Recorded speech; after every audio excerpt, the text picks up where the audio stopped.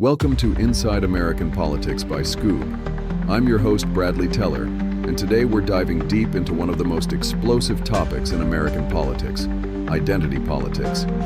Now, before you roll your eyes or reach for that unsubscribe button, hear me out.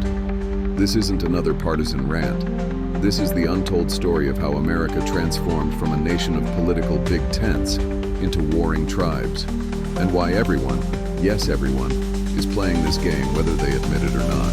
This episode is brought to you by Skoob, where you'll find dozens of deeper, unfiltered political breakdowns just like this one. There's a lot more waiting for you inside the app. Link in the description. Picture this. It's 1950s America. The Democratic Party is this wild, almost schizophrenic coalition. You've got liberal intellectuals in New York sharing a party with segregationist Dixiecrats in Alabama. Meanwhile, the Republicans? They've got East Coast liberals rubbing shoulders with Midwest conservatives. Evangelical Christians? They're split pretty evenly between both parties. Nobody could call either party godless because, well, both had plenty of believers. It sounds chaotic, but here's the beautiful irony. This chaos actually kept the peace.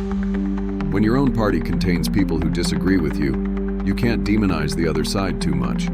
Congressional Republicans and Democrats would fight over taxes and unions, sure, but they'd also find common ground. Liberal Democrats and Republicans would team up on civil rights, while conservative Democrats and right-wing Republicans formed their own alliance to block it. But then came the 1960s, and everything changed. The civil rights movement didn't just transform America's moral landscape, it detonated our entire political system. When Lyndon Johnson embraced the 1964 Civil Rights Act and Barry Goldwater opposed it, they didn't just take policy positions. They carved out tribal territories. Democrats became the party of civil rights. Republicans became the party of the racial status quo. What followed was the greatest political migration in American history. Southern whites fled to the Republican Party like refugees from a burning building. Nixon's Southern strategy and Reagan's coded racial messages sent a clear signal.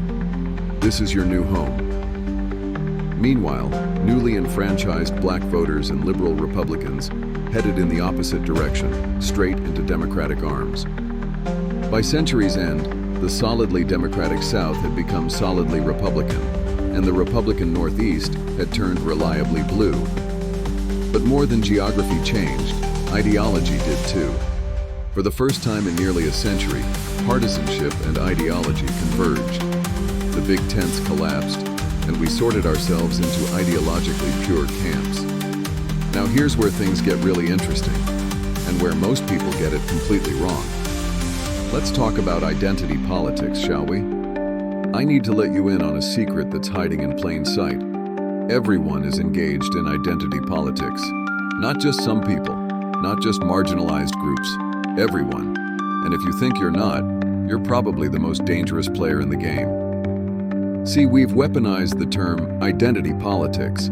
It's become this sneaky little phrase we use to dismiss other people's concerns while protecting our own. When Black Americans worry about police brutality, that's identity politics.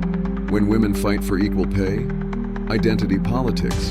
But when rural gun owners rail against background checks as tyranny, when billionaire CEOs complain about tax rates, when Christians demand nativity scenes in public squares, well, that's just good old-fashioned politics, right? Wrong. Dead wrong. This sleight of hand is brilliant in its simplicity. We've made identity something only marginalized groups have, while making dominant group identities invisible. But here's the truth that makes people uncomfortable.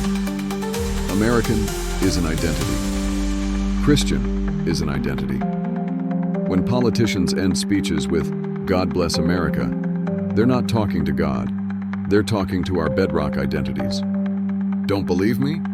Then explain why there are virtually no open atheists in national politics.